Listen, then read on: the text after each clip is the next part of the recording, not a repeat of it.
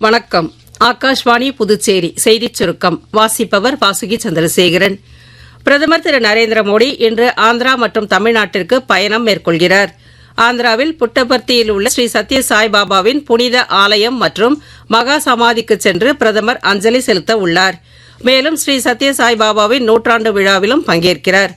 அவரது வாழ்க்கை, போதனைகள் மற்றும் நீடித்த பாரம்பரியத்தை கௌரவிக்கும் வகையில் நினைவு நாணயம் ஒன்றையும் தபால் தலை தொகுப்பையும் பிரதமர் வெளியிட்டு உரையாற்ற உள்ளார்.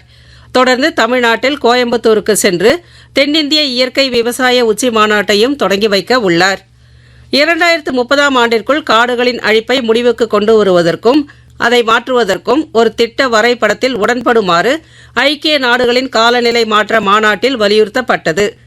உலக வனவிலங்கு நிதியம் மற்றும் கிரீன்பீஸ் ஆகியவை இணைந்து நடத்தும் இந்த UNCOP30 காலநிலை உச்சி மாநாடு கடந்த 10ஆம் தேதி தொடங்கி வரும் 21ஆம் தேதி வரை பிரேசிலில் உள்ள ஹேங்கர் மாநாட்டு மையத்தில் நடைபெற்று வருவது குறிப்பிடத்தக்கது.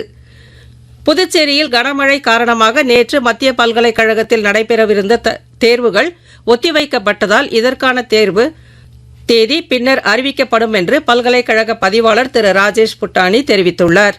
மேலும் கனமழை மற்றும் பலத்த காற்று வீசக்கூடும் என்பதால் மீனவர்கள் கடலுக்குள் மீன்பிடிக்க செல்ல வேண்டாம் என புதுச்சேரி மீன்வளத்துறை எச்சரிக்கை விடுத்துள்ளது.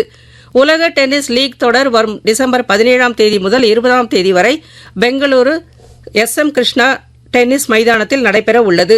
இத்துடன் இந்த செய்தி சுருக்கம் நிறைவு பெறுகிறது.